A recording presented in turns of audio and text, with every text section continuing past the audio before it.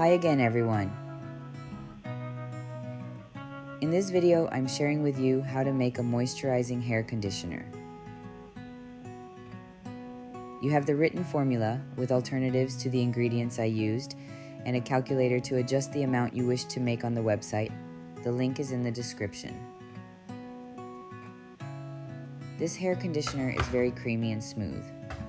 It is not too thick and can easily be applied to wet hair. I started with phase A, the water phase. I added 134 grams of distilled water to a beaker.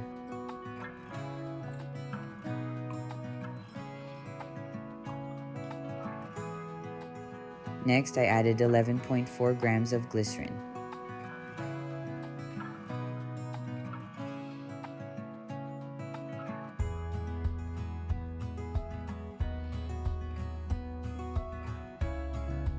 I covered phase A with aluminum foil and set it aside. You can also scale phase A and then scale it again after removing it from the heat and add the evaporated water before combining phase A with phase B. Now to the oil phase, phase B. In phase B, I used 5 grams of BTMS. It is important to check the datasheet from your supplier to ensure you are melting it at the right temperature. Although many suppliers indicate that BTMS can be melted around 60 degrees Celsius, it is recommended to melt it at a slightly higher temperature to ensure it's fully liquid. A safe range to melt BTMS for cosmetics is between 70 and 75 degrees Celsius. You can read more about the ingredients I used in the written post. For a silky texture, I added 4 grams of cetyl alcohol. Cetyl alcohol helps with a smooth application on the hair. Cetyl alcohol is also a co-emulsifier and a thickening agent. Cetyl alcohol gives a velvety texture without any greasiness. I added 6 grams of lecithin. Lecithin is a great emollient. It helps maintain hydration in the hair. The fatty acids in lecithin can penetrate the hair shaft to strengthen the hair and reduce the risk of breakage. Next, in phase B, I added fractionated coconut oil. I used 12 grams. This oil can penetrate the hair shaft and provide deep conditioning properties to the hair. If you want alternatives to the ingredients I used, you can find them in the written post. I also added 8 grams of argan oil to phase B. This is another oil that helps to hydrate and soften the hair. Argan oil is the last ingredient in phase B. I didn't add butters or waxes to this conditioner. Waxes and butters can be heavy on the hair. They may leave a residue that builds up over time, and for curly hair, heavy ingredients can drag down curls, reducing their natural bounce and definition. I placed phases A and B into a double boiler for 25 minutes. While phases A and B were heating, I checked that the temperature was around 70 to 75 degrees Celsius to ensure the BTMS was fully melted.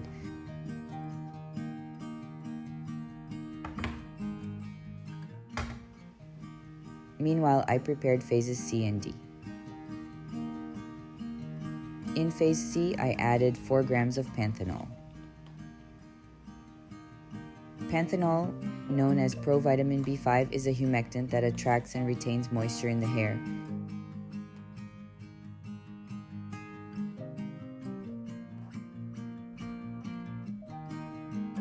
Also in phase C, I used propanediol, 8 grams.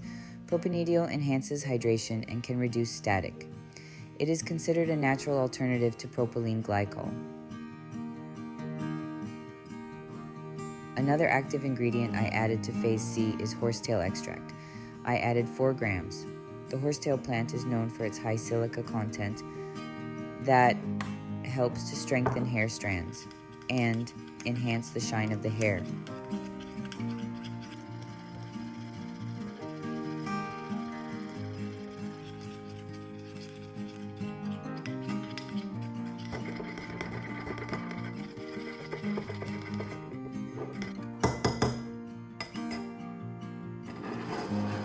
I set aside phase C and moved on to phase D. Phase D contains the preservative and the fragrance oil. I use 1.6 grams of the preservative and 2 grams of the fragrance oil. For this conditioner, I chose strawberry fragrance oil.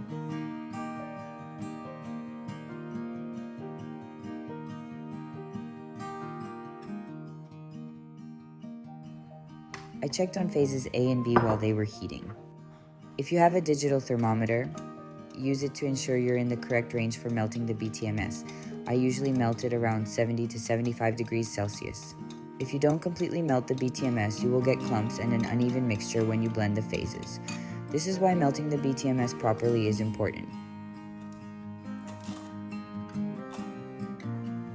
I remove phases A and B from the heat and combine them with a high-speed blender.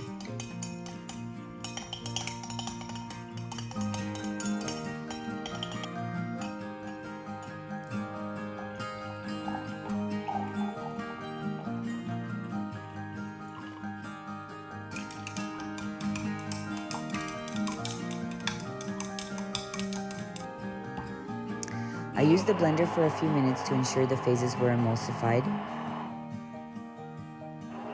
and then left the emulsion to cool down.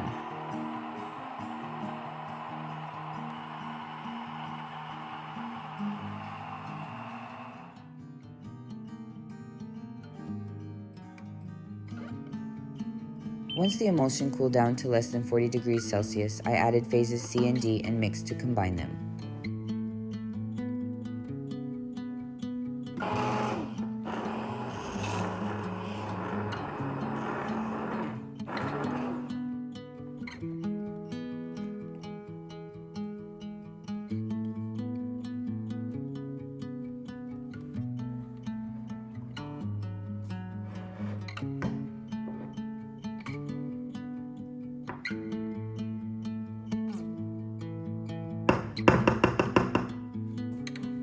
The final product has a slightly light yellowish color due to the lecithin. I chose not to add any mica colors and stayed with the natural color for this conditioner. Before pouring the conditioner into a bottle, I checked and adjusted the pH level. I aimed for a final pH of around 5. Since the pH was a bit higher, I added a few drops of lactic acid solution to lower it. You have more information on pH adjustments on the website. After adjusting the pH level, the hair conditioner is ready. The final product is not too thick and not too liquidy. It has excellent consistency that will not be heavy on the hair, but still provide a good coating and will rinse off easily.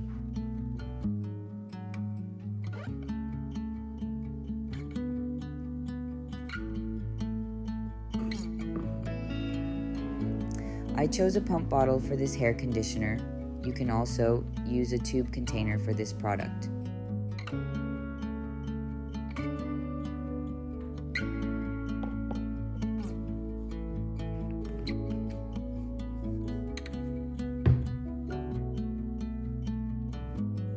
This conditioner moisturizes and hydrates without being greasy or heavy on the hair.